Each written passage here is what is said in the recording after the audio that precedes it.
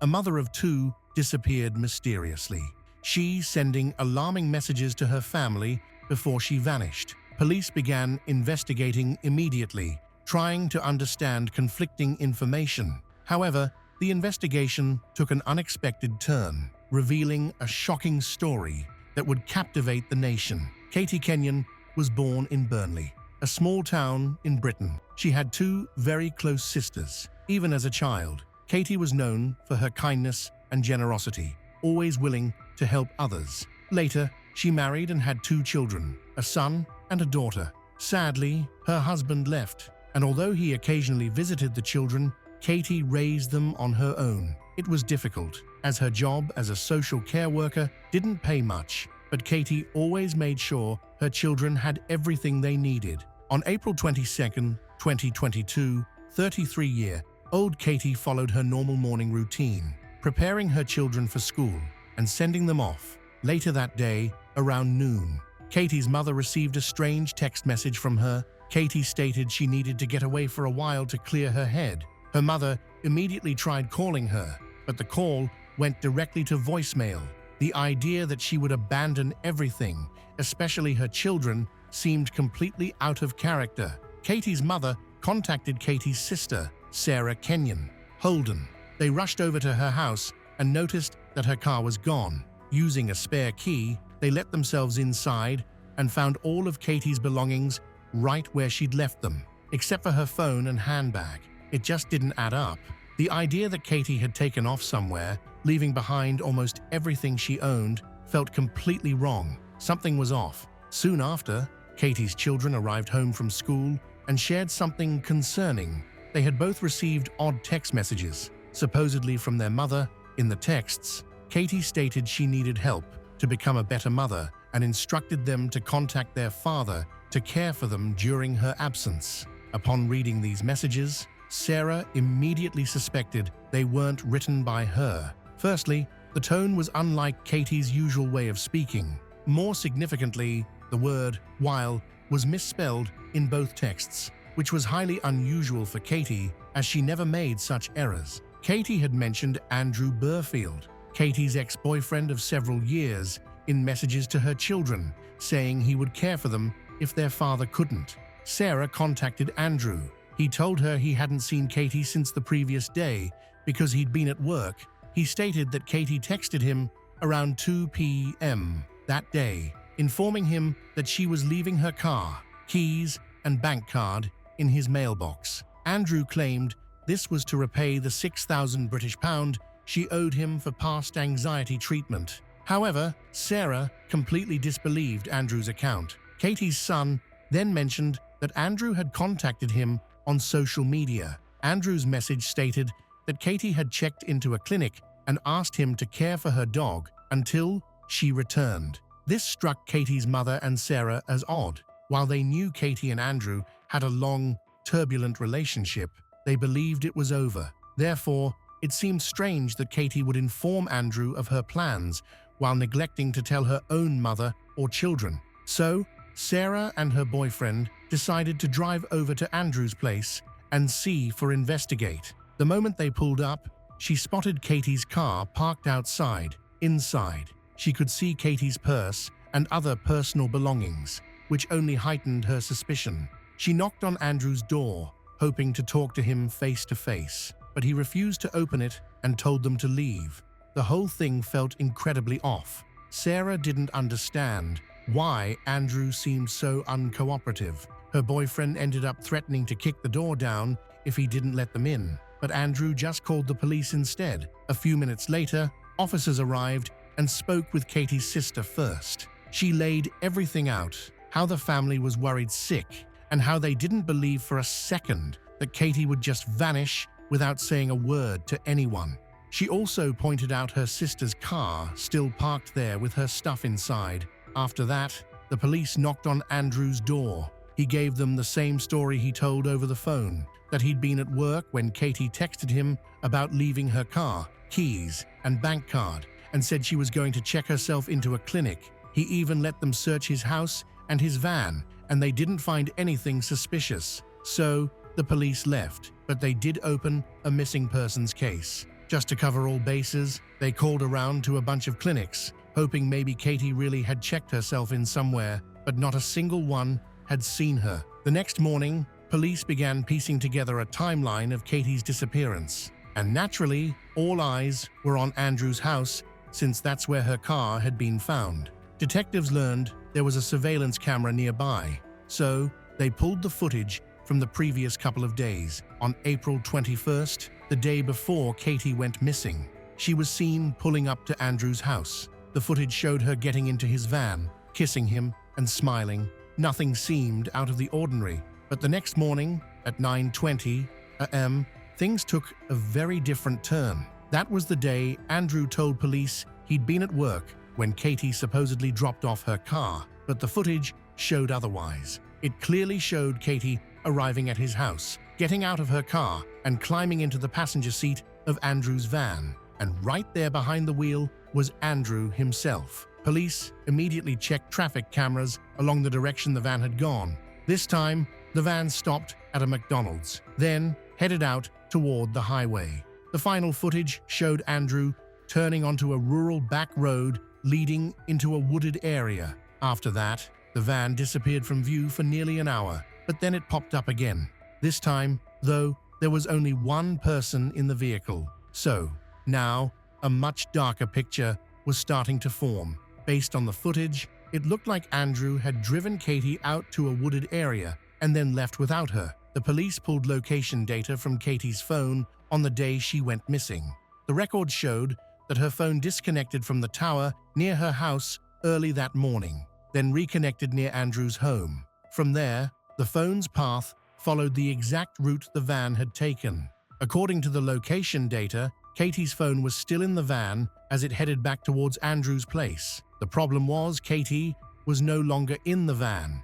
And then came the final piece. Investigators checked the time those strange messages were sent to Katie's mom and kids. And by that point, Andrew had already returned home alone. But location data clearly showed that those texts were sent from his house. Given that all the evidence directly contradicted Andrew's version of events, police decided to head back to his house. The moment they stepped inside, something felt off. The place was boiling hot. Turns out Andrew had fired up the wood, burning stove, despite the weather being pretty mild outside. Right away, detectives suspected he might have been trying to destroy some evidence, but by the time they got there, all that was left in the stove was ash. Even so, they arrested Andrew and brought him in for questioning. Surprisingly, he didn't seem nervous at all. In fact, he looked completely relaxed and stuck to his original story, claiming Katie had probably checked herself into a clinic to deal with her anxiety. When detectives started pressing for more answers, he shut down completely and said he wouldn't talk without a lawyer. So, once again, they were left with nothing. After the interrogation, police decided to launch a large-scale search operation in the forest, where Katie's phone had last pinged right before Andrew was seen driving back alone. Covering that area, however, wasn't an easy task. They were looking at roughly 25 miles of rugged terrain. Still, they pulled in dozens of officers, requested backup from other agencies, and headed out into the woods. Soon they had helicopters with thermal imaging, drones, specialized equipment, and even a team of divers. Volunteers joined in too. The search quickly became one of the biggest operations their town had ever seen. But even with all that manpower, it still wasn't enough to cover such a huge area. Then, out of nowhere, police got a tip. Someone had seen Andrew's van parked in a specific part of the forest. That changed everything. Now that they had a likely spot, they were able to narrow the search down to a 5-mile radius. As the search teams combed through the forest, detectives brought Andrew in for another round of questioning. This time, they laid out the surveillance footage and other evidence they had gathered. Faced with the facts, Andrew changed his story. He admitted that he and Katie had driven out to the woods, but what he said next left investigators baffled. According to Andrew, the two of them went there to have a picnic. He claimed Katie had a habit of writing down her thoughts in a journal and then burning the pages as a way to let go of things that were bothering her. He insisted that morning had been no different. They had a picnic, lit a small fire. She burned a few pages. And then he drove home. He said he didn't know what happened to Katie after that. Of course, detectives didn't buy Andrew's story. But the problem was they still didn't have any solid leads. The search teams had come up empty. And with no trace of Katie in the woods, investigators shifted their focus to her relationship with Andrew. According to Katie's family, she had met him 3 years earlier. He had 2 kids from a previous marriage, worked in construction, and at first he seemed like a reliable, stable guy. But it didn't take long for her loved ones to notice cracks in the relationship.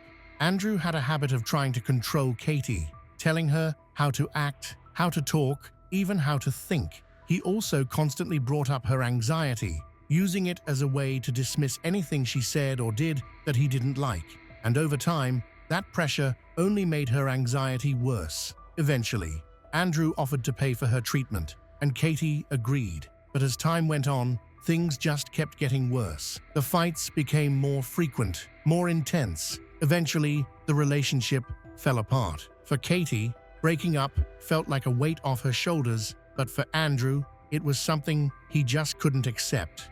Not long after they split, Katie discovered someone had slashed the tires on her car. She was certain it was Andrew, but she never reported it to the police. A few months before Katie went missing, she got a letter from the court saying she owed Andrew £4,000, the amount he'd spent on her treatment. Katie was already struggling to cover basic expenses for her and her kids. She had no idea how she'd come up with that kind of money. Over time, late fees piled on, and the debt grew to £6,000. The whole situation sent her anxiety through the roof. She was terrified she'd lose her home, the only stable place her kids had. But more than anything, she was afraid of Andrew.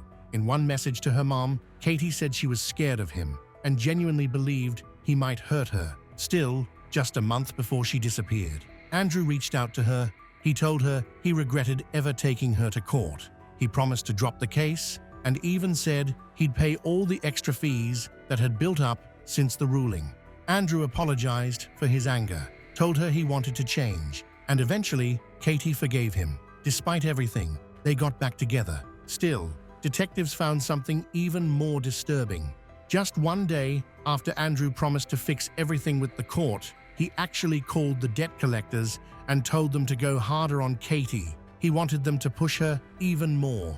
Investigators believe this was all part of his plan to increase the pressure on her, making her even more dependent on him. Katie, of course, had no idea this was happening because Andrew kept telling her he was working on canceling the whole thing. This gave detectives an even darker picture of the situation. All the evidence pointed to one conclusion: Andrew was a skilled manipulator and a compulsive liar who would do anything to get his way. Soon, detectives received further confirmation of this theory. People who knew him corroborated this, telling investigators that Andrew had a knack for getting inside people's heads and controlling them, something he had been doing for years, even with those closest to him. Despite all this, police still had no clue where Katie was. The search dragged on, day after day, without a trace. But then, finally, investigators caught a break.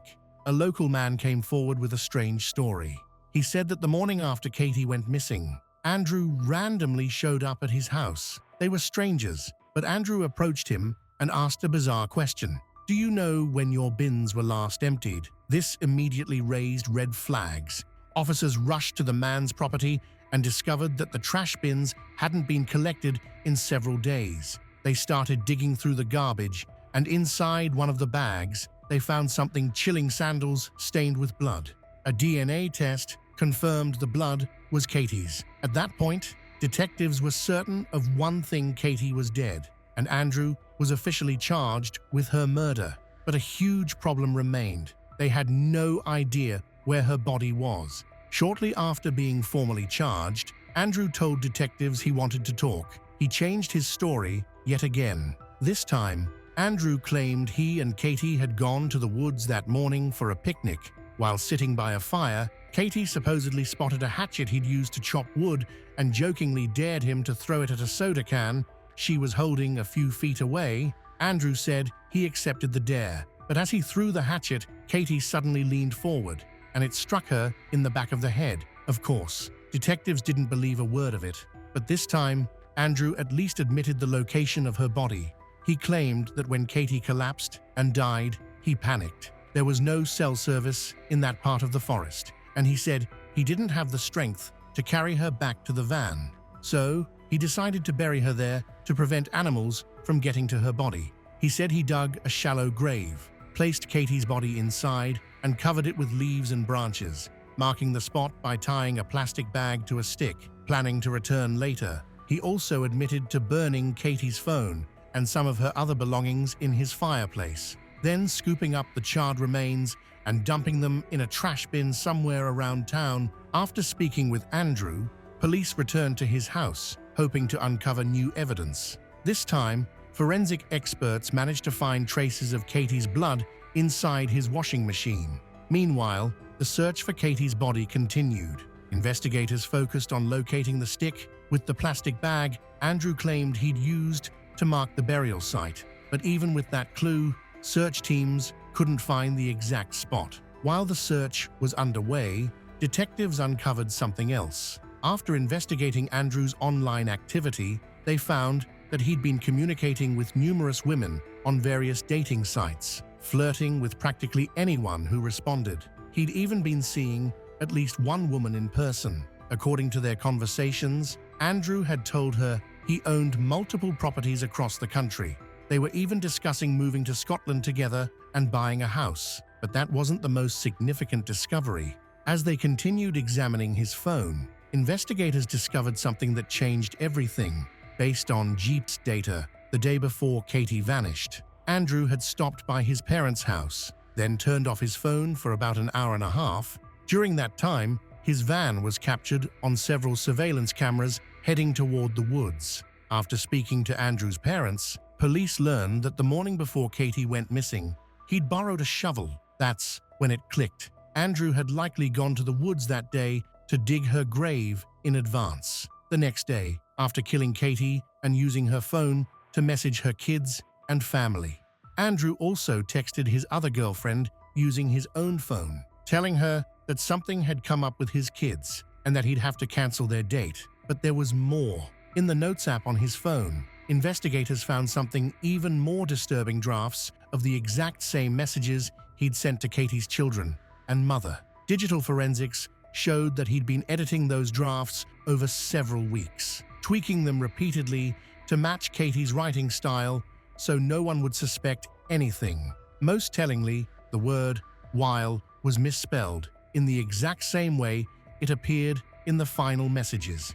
It's also important to note that the note had been created over a month before the murder, proving one thing beyond any doubt: Andrew didn't just snap. He'd been planning this for weeks, perhaps even longer, carefully laying the groundwork for something he knew he was going to do. When police confronted Andrew with the evidence that he'd been in the woods the day before the murder, he claimed he had only gone there to walk his dog, not to dig a grave. Soon after, search teams finally found the stick and the plastic bag Andrew had mentioned, but there was no grave anywhere nearby. They scoured the area inch by inch, but came up empty-handed. On April 29th, the detectives brought Andrew out to the woods and asked him to show them exactly where he had buried Katie. Once they arrived, Andrew pointed to a specific patch of ground. The ground looked completely undisturbed, flat, smooth, and totally natural.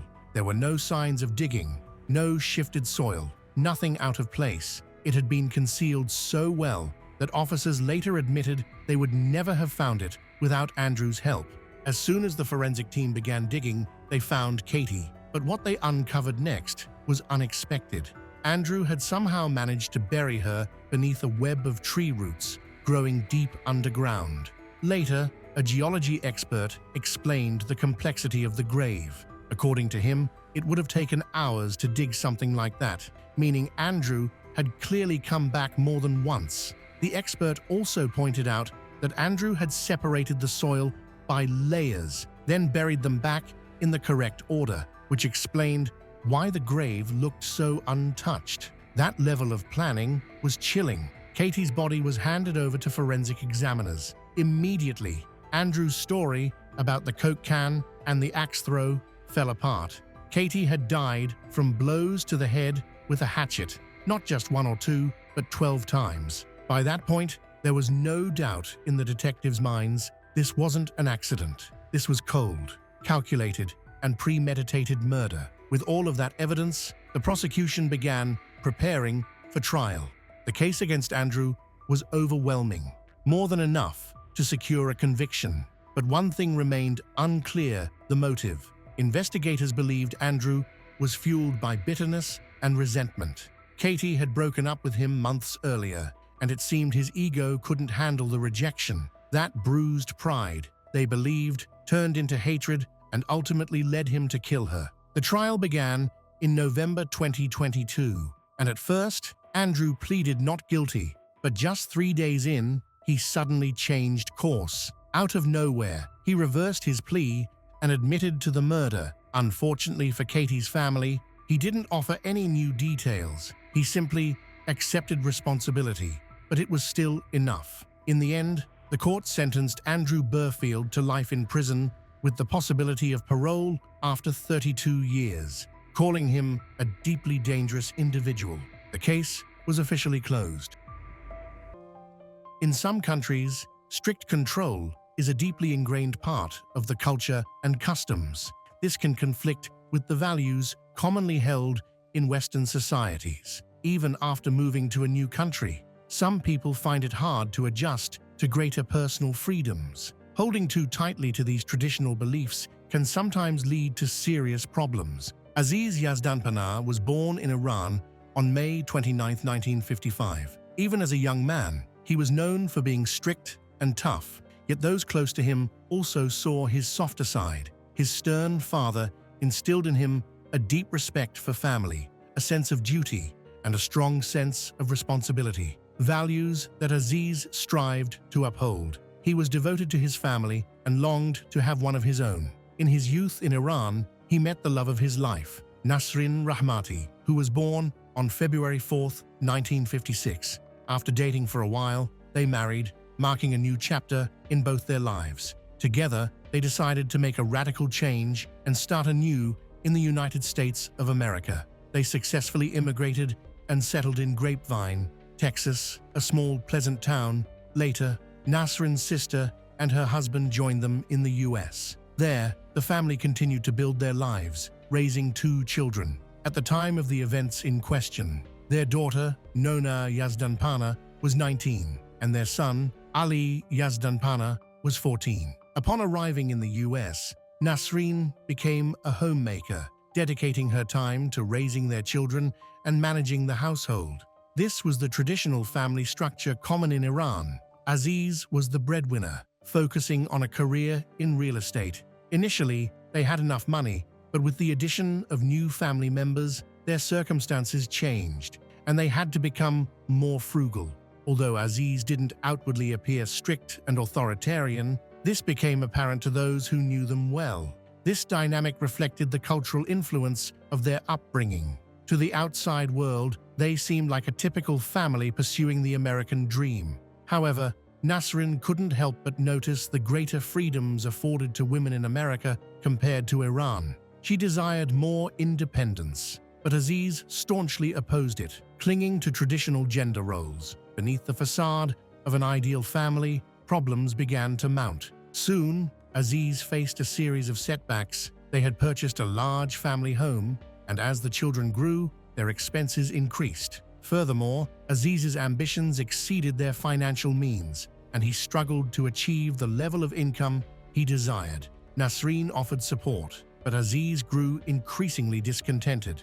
A significant blow came in 1996 when Aziz was convicted of tax evasion and ordered to pay a $30,000 fine. He was also placed on probation for 3 years, further straining the family's already limited resources and threatening the loss of their home. Nasrin wanted to contribute to managing the budget and suggested solutions, such as downsizing to a more affordable house. However, Aziz refused to allow her to make important decisions. seemingly acting in opposition to her suggestions. He believed he could resolve their financial problems on his own and elevate their situation. Nasrin attempted to become more involved in the family's life, including financial matters, and suggested ways she could help, pointing to the common practice of American women earning incomes on par with their husbands. However, Aziz considered even the suggestion an insult. He insisted that his wife remain a housewife, responsible only for the children and household chores. This situation persisted for several years. By 1999, their financial situation had reached another low point, leading them to consider filing for bankruptcy. However, the case was quickly dismissed. As the children grew up, their needs increased, requiring new clothes and school supplies. Aziz began to accuse Nasrin and the children of overspending. Despite their modest lifestyle, his attempts to improve their financial situation continued to fail. The situation worsened in 2007 when Aziz lost his job, depriving the family of their only source of income. Despite everything, Aziz continued to insist that Nasrin not work. However, she could no longer remain idle. She had taken courses and obtained a cosmetology license and wanted to work in a beauty salon, perhaps even starting her own business. This would significantly contribute to the family's budget. Aziz ignored her pleas, clinging to his conservative beliefs. He had never adapted to the American way of life, where women could hold equal positions with men, and refused to consider deviating from his traditional views. Finally, when her husband lost his job and could not find another, Nasrin decided to take matters into her own hands. Disobeying her husband was out of character, but she saw no other way to save her family from financial ruin. She was completely disappointed in him and realized he had no chance of fitting into the American format. Ignoring his prohibitions, Nasrin found a job, managing to work at 2 beauty salons simultaneously. This initially allowed her to somewhat stabilize the situation, but Aziz was going through a terrible emotional period and made rash decisions. He felt he had lost his manhood, not only because he lost his job, but also because he could not support his family. He became jealous of Nasrin's success and, in an attempt to assert his dominance, declared he would refuse to work at all if she continued to work like a man. He repeatedly confessed to family friends that all this had severely damaged his self-esteem. The roles in the family had now completely reversed. Nasrin began working with enthusiasm, hoping her husband's resentment would soon pass and they could build a prosperous future together. But instead of actively seeking income, Aziz ignored the needs of his loved ones. He simply stopped showing any initiative and didn't even look for work. Aziz didn't give up easily, but his pride was deeply wounded by his wife's actions. According to a friend of Nasrin, the tension in the marriage had increased significantly. The owner of the beauty salon where Nasrin worked saw her hard work and the problems the family was struggling with. Even with the strained relationship with her husband, Nasrin still hoped they could save their marriage and overcome their financial difficulties. She often spoke of her dreams in which Aziz would find a job and stop being angry with her. However, friends and neighbors noticed that the atmosphere in the house was becoming increasingly tense. Aziz's attempt to teach her a lesson had backfired. To his surprise, his wife was able to bear the financial burden, providing for him and their 2 children. It was difficult, but she managed. Instead of being happy for her, he harbored resentment and anger, which manifested in cruel ways. She maintained stability for a while.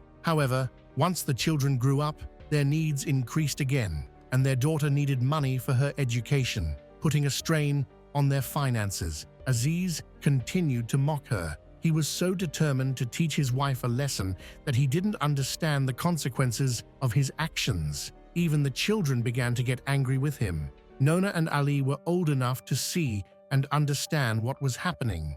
However, his strict control did not weaken, so they did not have much freedom. Conflicts in the family home became regular. If earlier, Aziz had provoked them by blaming everyone for their failures, now the others confronted him directly. After 24 years of marriage, Nasrin stopped trying to encourage Aziz. She finally realized that he was not going to participate in solving their problems but would continue to make them worse. By April 2011, Nasreen had decided to separate from Aziz. She and her children left their spacious family home, choosing a more modest living arrangement to avoid complete financial ruin. They moved from a two-story house of 280 square meters to a 3-room apartment, providing minimal amenities for their son and daughter. The priority was not comfort or size, but freedom from her husband, who was a burden, and increased tension within the family. They ended up about 3 kilometers from their old residence. Nasreen took out a mortgage on the apartment and planned to continue paying for it herself. Remarkably, even in this situation, she didn't want to cause a scene and simply moved quietly, without unnecessary conflict. Even the neighbors didn't immediately realize what had happened, as it was all done so calmly. They were more struck by the sudden silence, the absence of arguments in the house. Only then did some realize Nasreen and Aziz had separated. Only the closest neighbors knew the truth. Several months passed. Nasreen continued to work and felt a significant sense of relief after leaving her husband. The atmosphere in the family became much calmer and warmer. Despite financial constraints, the burden felt much lighter than when she was living with Aziz. Nasreen spent a lot of time with her family and friends. In her opinion, reconciliation with her husband was completely out of the question. From the outside, Aziz's condition seemed to have improved, but it was just an act. One Friday in March, they were seen together again. This happened a few months after the breakup. That day, Aziz and Nasreen participated in a joint garage sale, but they didn't seem as friendly and happy as before. Many noticed the tension, but Aziz avoided conflict. He tried to appear to be a good person, even attending his children's sports competition. However, Nasreen understood perfectly well that this was just a facade. She had already filed for divorce and was waiting for it to be finalized.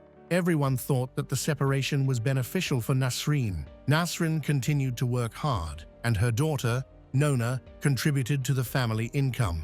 Without her father's oppressive presence, Nona was able to help realize their dream of simplifying their life in the US. Just like her mother, the family began to cope much better. Nona earned her high school diploma and then went to college. With the improved atmosphere at home, she could focus on more than just solving problems. She began to pursue her own ambitions. She wanted to go to the University of California to study law. If she could become a lawyer and start a private practice, it could be the beginning of a better life for her. However, not everyone was so optimistic about the future. Close friends knew that Nona was actually going through a difficult time.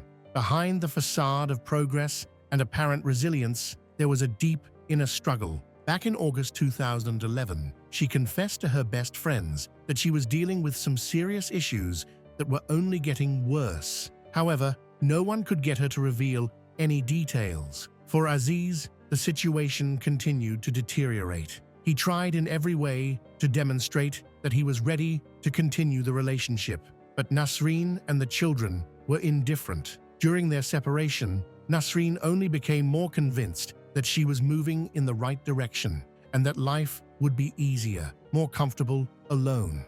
All this fueled Aziz's anger. He was still trying to repair the relationship, but deep down, he had long understood that it was impossible. Each meeting with Nasreen, where she shared her successes, only increased his resentment. All this anger accumulated, and it was bound to explode eventually. After a year of shocks, separations, and conflicts, on December 25, 2011, Nasreen decided to throw a festive Christmas party at her house, intended to gather all family members and mark the beginning of a new chapter in their lives. Everyone who knew Nasreen and the children well was invited, except for Aziz. No one wanted him to come and ruin the mood. As he usually did, Nasreen wanted to celebrate with her children, so she invited her sister, Zohra Rahmati, 58, her husband, Mohammad Hossein Zari, 59, and their daughter, Sahra Zari, 22. Unfortunately, Aziz learned about the planned Christmas party. He was furious that he wasn't invited. Despite all the pain and insults he had inflicted on his family, he believed he had a right to attend the event, and he harbored malicious intentions. At the very beginning of the holiday, Around 11 a.m., there was a knock at Nasrin's door. When she opened it, she saw a man dressed as Santa Claus. Nasrin immediately recognized him as Aziz. Obviously, no one had invited him. He could ruin the family holiday, and she desperately wanted to prevent that. Aziz behaved very friendly, trying to convince her that he only wanted to surprise the children. After a short discussion, Nasrin reluctantly agreed to let him in. As soon as Aziz entered, the atmosphere became tense. Everyone, even Sarah, felt the unease. No one wanted him there. They hoped he would leave soon after offering his greetings. Sarah was texting her friends. Around 11 a.m., she wrote that Uncle Aziz showed up at a party he wasn't invited to, dressed as Santa Claus to ruin everything. She sarcastically added that Aziz now wanted to win the Father of the Year award. The text was full of biting remarks, as she knew how much the man had damaged the lives of her aunt and aunt's children. At 11:15, Sarah sent another message. According to her, Aziz had already started to provoke another argument. Then, the girl fell silent forever. At 11:34, a call came into the 911 emergency service. The operator could barely hear a whisper on the other end of the line. The caller was begging for rescue. After a few short phrases, the call was disconnected. No information was provided, but it was clear that something terrible had happened. The operator quickly identified the location from which the call was made, and a police patrol was dispatched to the address to investigate. The officers arrived within 3 minutes, but no one answered the door. Given the alarming circumstances of the call, they decided to force entry.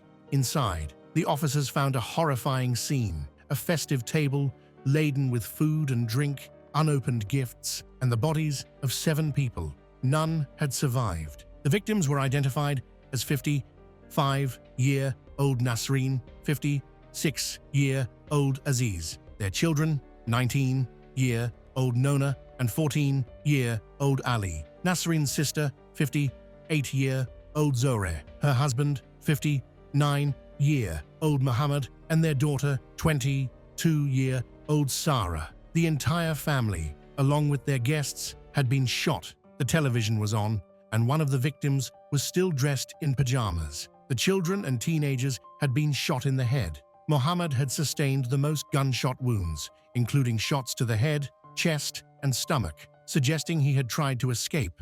Nasrin and Aziz were both shot in the head. The victims' autopsies revealed that everyone except Muhammad had been shot with the same 9mm weapon. Muhammad was found with a 9mm firearm in his hand. A second man, dressed as Santa Claus, Aziz, was also found with a firearm in hand. It remained unclear whether he was the attacker or if he had been trying to defend himself. Aziz and Muhammad were initially considered suspects. To clarify the situation, detectives began tracing the firearms. All evidence was collected and sent for ballistic analysis. The public was shocked by the murders and demanded quick answers from the police. Detectives initially believed that the attacker was among the dead and no longer posed a threat. The first major breakthrough came the day after the tragedy, on December 26, 2011.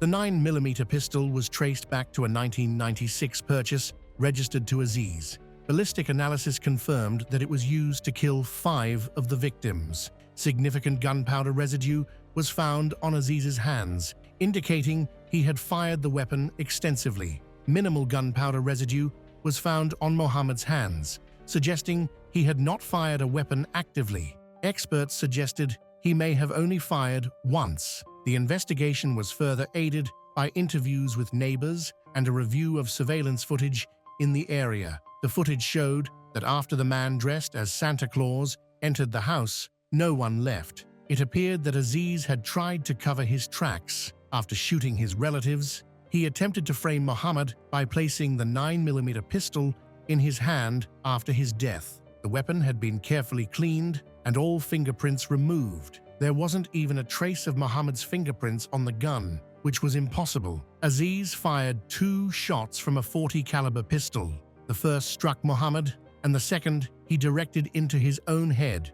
Long, standing animosity between the family members, coupled with the news that Aziz was unwelcome at the gathering may have been the final catalyst for his actions. However, the fact that he deliberately came to the house armed suggests that he had planned the crime in advance. This wasn't an act of spontaneous aggression, but seemingly a premeditated, first-degree murder of his entire family. Aziz took great pains to establish a reliable alibi, a fact that initially confused the investigation. Yet, for reasons unknown, he changed his mind and chose to end his life alongside his loved ones. He likely realized the magnitude of his crime and felt he could not live with the consequences. In total, 7 people died in this bloody tragedy. The scale of the devastation shocked not only those familiar with the Aziz family, but the entire local community. Another important piece of evidence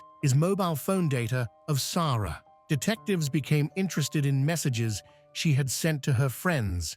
Only 20 minutes elapsed between the start of the attack and the deaths of 7 people. The exact trigger that prompted Aziz to commit such violence remained unclear. During the investigation, various theories emerged, ranging from the obvious anger Aziz felt towards his wife and family to his potential mental state. Many experts in the field of psychiatry weighed in on the issue. Aziz appeared to be a man sinking into a deep depression, feeling that he was losing control of his life. His wife had filed for divorce a few months before the massacre, and his house was in a deplorable state. He faced foreclosure and had not secured stable, full-time employment leading up to the crime. While law enforcement officers struggled to piece together the puzzle, they uncovered the struggles of 19-year-old Nona. She had begun dating a friend and classmate, a relationship her father disapproved of. A conservative man deeply rooted in the traditions of his native country, Aziz exerted total control over the lives of all his family members, including his daughter, often to the detriment of her emotional well-being. Nona's friends reported that she often came to school in tears, complaining that her father wouldn't allow her to wear the clothes she liked and regularly confiscated and checked her mobile phone, scrutinizing every message. According to his religious and cultural views, she was not allowed to leave the house until a certain age. Even after Nona reached that age, Aziz forbade her from communicating with anyone, especially boys and men. Nona's disobedience only worsened Aziz's state of mind. When the family still lived together in their old house, he installed surveillance cameras throughout the property, both inside and out. This allowed him to monitor everyone's movements, creating a situation resembling a developing obsession. He jealously guarded her, even sealing the window in her room to prevent her from secretly running away to see her girlfriend. Aziz frantically tried to maintain control, a control he had long since lost. When the disobedience reached a breaking point, everyone abandoned him. The head of the broken family simply decided to kill everyone. Further details of Aziz's relationships were revealed. He had been quite close to his brother-in-law, Muhammad. For a long time, the men shared a warm relationship and even went on trips together. On one occasion, they cheated on their wives, renting hotel rooms and spending the night with escorts. After Nasreen filed for divorce, Aziz blamed everyone but himself, unable to accept his own imperfections. The killer became convinced that Muhammad had revealed his infidelity, poisoning Nasreen against him. From that moment on, the relationship between the men deteriorated significantly, and Aziz considered his brother-in-law a traitor. This explained why Aziz had decided to frame him by placing a weapon in the dead man's hand. Those who knew Nasreen well had heard much about her reasons for separating from Aziz. She cited his failures in upholding his cultural and religious obligations. Instead of providing for everyone, supporting his family, and creating a comfortable home, Aziz seemed to deliberately make their lives difficult, increasing the emotional distance between himself and his wife and children. He transformed their life and everyday existence into a nightmare, pushing them to the verge of complete ruin. Instead of accepting responsibility for his actions, Aziz tried to blame everyone around him. As it turned out, Nasrin's close friends had heard many times that she was afraid of her husband. She had stated this several months before filing for divorce, and after she moved out, the situation only worsened. She tried to avoid contact with him and did not allow him into the house. She prevented him from communicating with the children. Considering him dangerous, she ignored suggestions to report him to the police, hoping he would calm down on his own and not wanting to cause him further trouble. Neighbors had heard that Aziz had been carrying a gun for a long time. He completely ignored the traditions and laws of the country he had moved to. He claimed that he had acquired a firearm to protect his daughter from the unwanted attention of American men. On December 28, 2011, the entire Grapevine, Texas community gathered to honor the victims. This shooting is the deadliest crime ever committed in the city. Nasreen and the children were especially mourned. She was remembered as a devoted mother, an altruistic, generous woman who tried to escape the clutches of a tyrant, but paid for it with her life. The Christmas Day massacre of 2011 left Grapevine, Texas, forever scarred, its festive spirit tainted by an unimaginable act of violence. The loss of Nasreen Rahmati, her children, Nona and Ali, and their relatives Zohre Rahmati, Mohammad Hossein Zari, and Sahra Zari shattered a close-knit community known as the Christmas capital of Texas. Vigils at Parr Park and memorials at Colleyville Heritage High School honored their memory. The tragedy underscored the devastating consequences of unaddressed marital strife, financial ruin, and rigid cultural beliefs clashing with personal freedoms. It serves as a somber reminder to foster understanding and support for those struggling to adapt to new societal norms, lest such pain and loss repeat in silence. On June 28, 2023, local authorities in Andover received a call from a worried resident. The caller was concerned about his elderly neighbor, Stuart, who had not been seen outside for several days. Stuart was known for his regular routine and interactions with others, making his sudden disappearance concerning. His front door was closed, and he had missed his usual walks. Officers were sent to the location, and after getting legal permission, they entered the house. Upon entering, they were immediately greeted by a strong odor. The house seemed to be occupied, but was in disarray. Their attention was drawn to the living room, where they found the man's body on the floor, partially covered by a white sheet. A fan was on, running at full speed, and directed right at the body. The arrangement of the room sparked many questions. A turned-off cell phone was located on the coffee table next to its charger. Handwritten notes, some with aggressive or hostile statements, were scattered on the floor and were collected for further forensic examination. There were no indications of forced entry or theft, as valuable items remained undisturbed. Close to the body was a small Pomeranian dog that seemed calm and showed no visible injuries. Investigators discovered signs of illegal substances in the kitchen, including used syringes, packaging materials, and remnants of unknown substances. These items were thoroughly recorded and sent for lab analysis. There were no blood traces found on the walls or furniture, but the body's condition suggested that death occurred several days earlier. The level of decomposition and changes in the skin confirmed this timeline.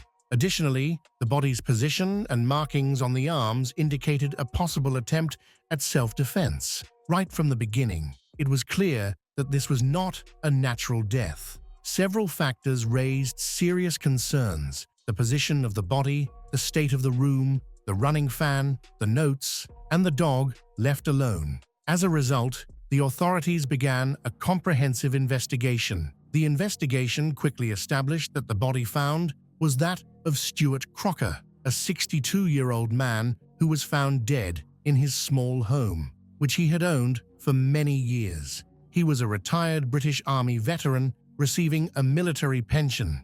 Although he lived alone, he kept in regular touch with his family, including his children and ex-spouse. Those who knew him described Stuart as kind, calm, and always ready to assist others. He had no known conflicts with his neighbors or relatives. During the initial investigation, detectives reviewed footage from surveillance cameras on nearby homes. One video showed an unknown woman entering the residence approximately 5 days before the body was discovered.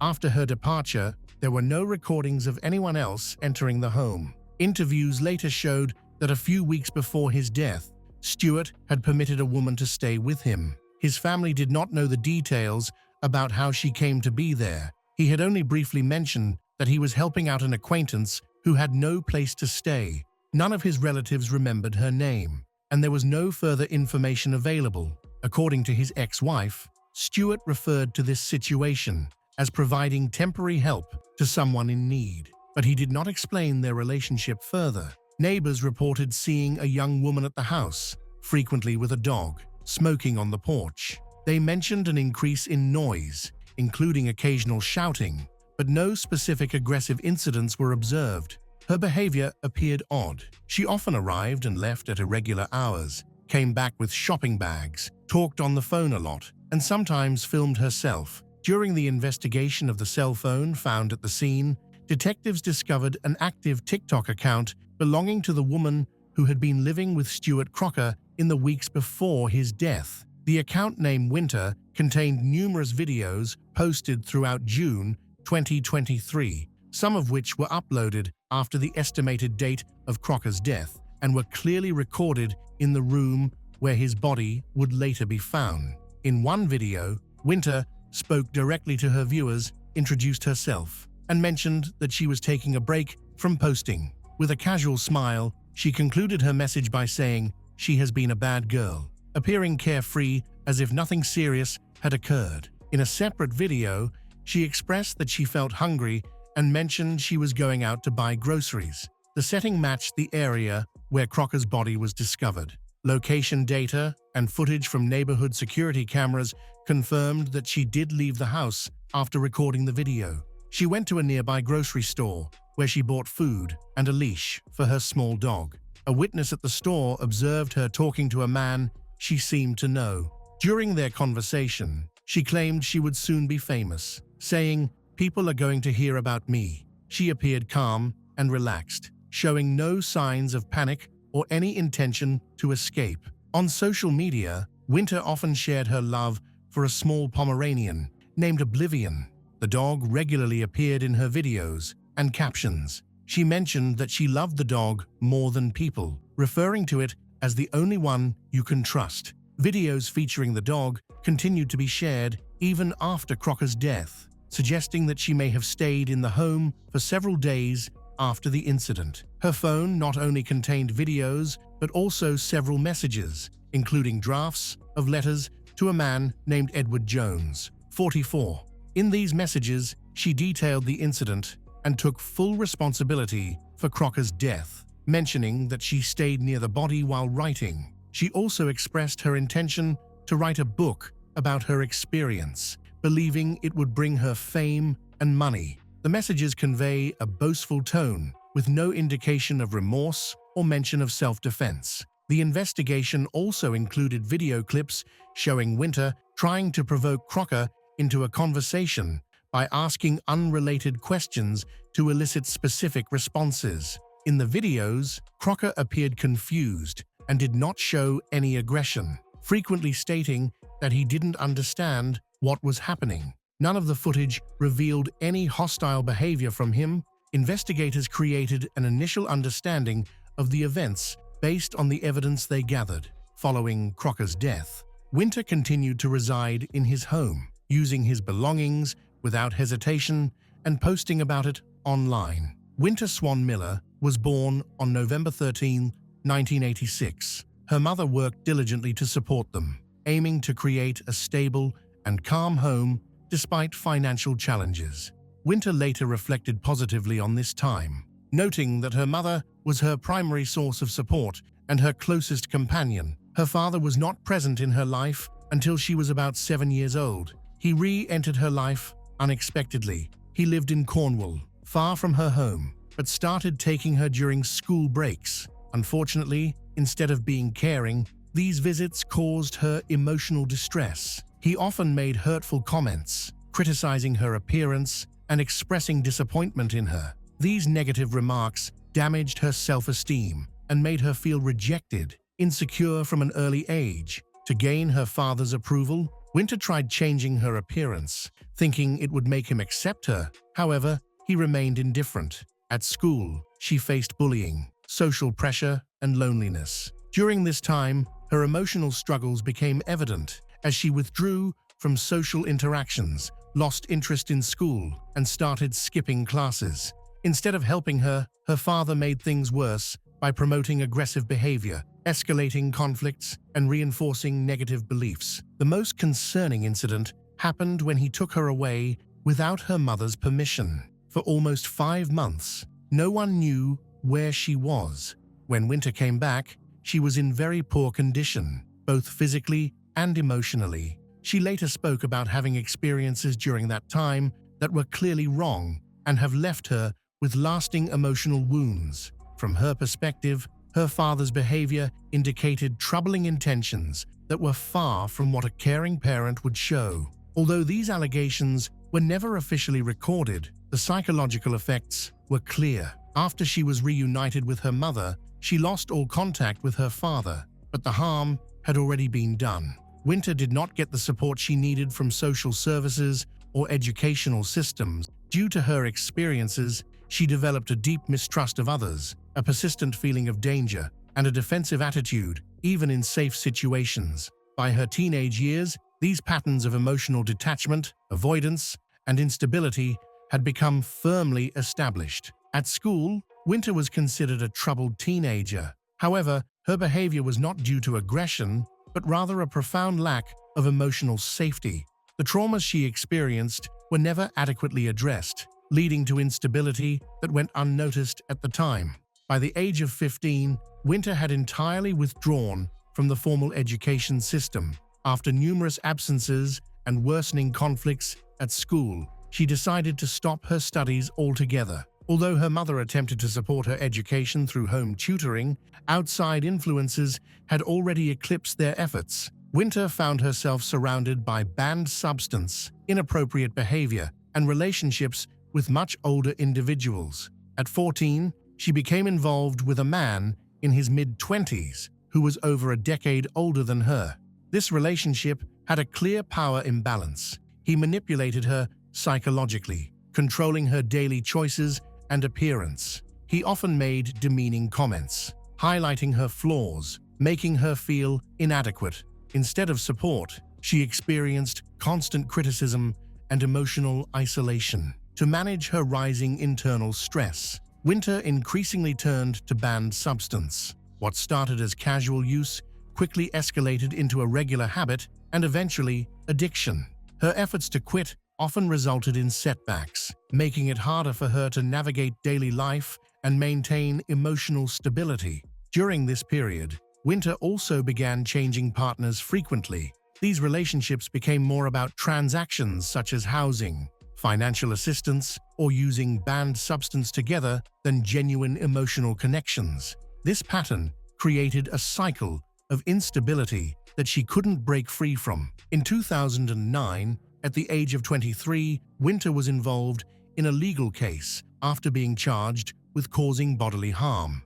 The specific details of the incident were not disclosed, but she received a non-custodial sentence. This incident marked the beginning of a pattern of aggressive behavior in her life. Additionally, issues related to substance use, declining mental health, and an increasing tendency to engage in conflicts contributed to her instability. As Winter's life progressed, she began to pursue unique hobbies, particularly collecting different kinds of bladed items, including knives, brass knuckles, and decorative swords. Her collection expanded steadily over time.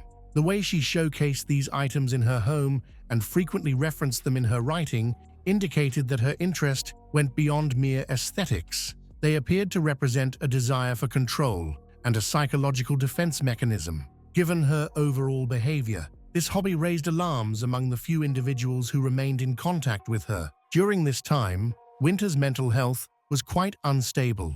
She experienced frequent mood swings, intense irritability, and sudden emotional breakdowns. Even though it was clear she was struggling, she chose not to seek professional help. This choice was rooted in her deep mistrust of support systems and her belief that she could handle everything on her own.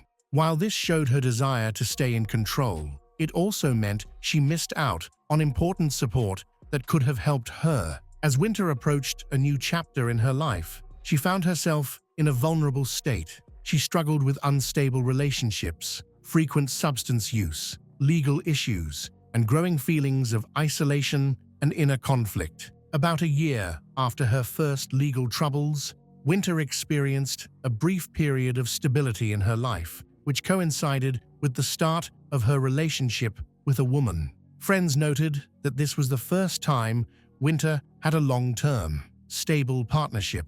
Their relationship developed slowly and steadily, without any public drama or sudden changes. Her partner was older and had a calm personality.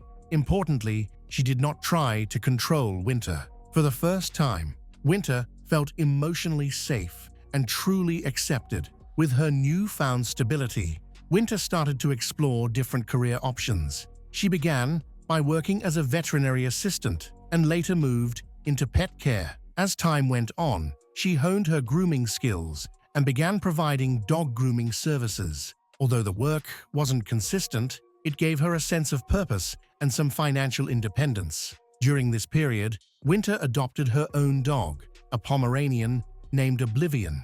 She frequently posted photos and videos of him, often expressing that she trusted him more than other people. Winter lived with her partner for approximately 5 years. During this period, she avoided serious legal issues, maintained a small group of friends, and rarely discussed her past. Former acquaintances noted that she appeared calmer and more reserved. However, she did not completely cease using illegal substances. Although it happened less often, it continued to be her method of dealing with stress and anxiety. Her partner's unexpected passing had a profound impact, primarily due to her rapid decline in health. This loss was a significant turning point for Winter. For a long time, she struggled to manage her emotions, turned back to substance use, distanced herself from others, and stopped following her usual routines. During this difficult period, she increasingly sought refuge in digital platforms, particularly TikTok. Her content included a mix of short videos, dancing, lip-syncing, appearances with her dog, and often provocative clips. Occasionally, she would share authentic moments, personal thoughts, emotional outbursts, pleas for help, and feelings of loneliness. As a result, her account quickly gained thousands of followers. The attention, especially from male viewers who complimented her and sent numerous messages, temporarily elevated her self-esteem and made her feel seen. She actively interacted with her audience, fostering engagement. On TikTok, Winter created an alternate persona that appeared confident, vibrant, and daring, while in reality, she was dealing with a severe internal crisis. As her dependency increased, her social media posts became less stable and more chaotic. She began appearing on camera in loungewear, often showing clear signs of emotional exhaustion. Concerned viewers left worried comments on her videos, but Winter usually did not reply. Although it may have looked like she was trying to rebuild her life, it was really an escape from reality. During this period, she became involved in events that would eventually gain significant public attention. By early 2023, Winter was struggling with social and psychological issues. She lacked a reliable income, continued to use illegal substances, and often stayed overnight at various friends' homes. During this difficult period, she met Stuart Crocker, a kind-hearted older man living alone in Andover. They were introduced through a mutual friend involved in informal substance use circles. When Winter shared her situation of being homeless and facing threats from others, Stuart generously offered her a place to stay temporarily. Soon after, Winter moved in with her dog. Stuart willingly helped take care of the pet. The first few days of their cohabitation seemed peaceful. She prepared meals, chatted with him, and took charge of household chores, which seemed like a way of showing appreciation for her accommodation.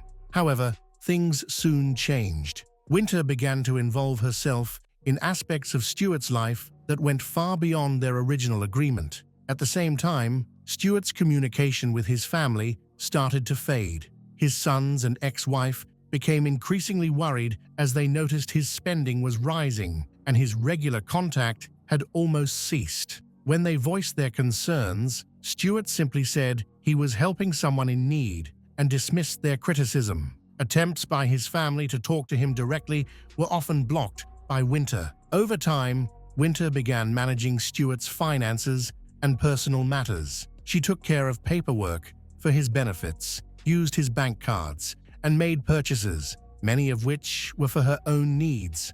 Although she presented her actions as support and assistance, they actually indicated complete control over his life. In the final weeks of Stewart Crocker's life, he became entirely dependent on someone he thought he could help.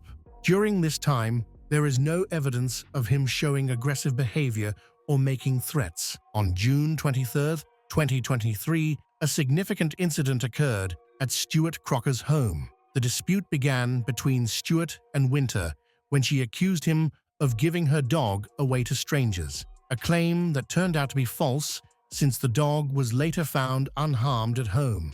The argument escalated when Winter attacked Stewart with a sharp object, causing multiple injuries mainly on his back, chest, and neck by 26 stab wounds. Defensive wounds on his hands indicated he tried to fend her off. After the initial assault, Winter further restricted his breathing using a handbag strap.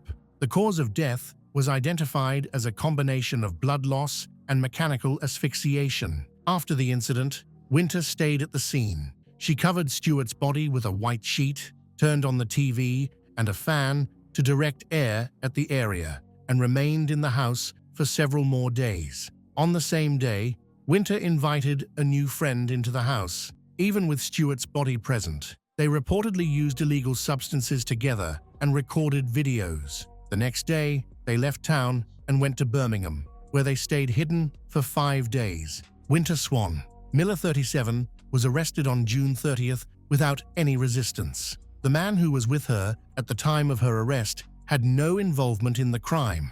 He was briefly questioned about unrelated charges concerning the unauthorized use of Crocker's bank cards, but was released soon after. Winter was taken into custody, but during interrogation, she did not cooperate, replying no comment to every question. The investigation collected a significant amount of evidence, including surveillance footage, videos from Winter's TikTok account, handwritten notes, audio recordings, letters, and digital communication. Authorities determined that the act was planned in advance. During the trial in 2024, prosecutors presented all the evidence. In an unexpected turn, the defense changed their story. Winter claimed that Stewart had threatened, manipulated, and violated her personal boundaries. However, these claims were not backed by medical records or prior complaints. In her letters, following the incident, she did not mention any mistreatment. Instead, her tone was degrading towards the victim and focused on justifying her own actions. Videos recorded by Winter before the incident contradicted her defense, showing Stewart Crocker as calm, not exhibiting any aggression, and reacting to her confrontational questions with confusion, clearly unaware of the implied accusations. The court found that Winter Swan Miller acted intentionally, motivated by self-interest and personal animosity. She was convicted of intentionally causing death under serious circumstances. The judge sentenced her to 23 years in prison. The sentencing statement highlighted the manipulative and premeditated nature of her actions and dismissed any claims of self-defense. Additionally, the court mentioned that she tried to use the incident for her own publicity. The dog discovered at the scene has been relocated to a new family. Animal welfare authorities report that the pet has adapted well and is now in a safe home. Stewart Crocker's funeral was held privately, attended only by close family.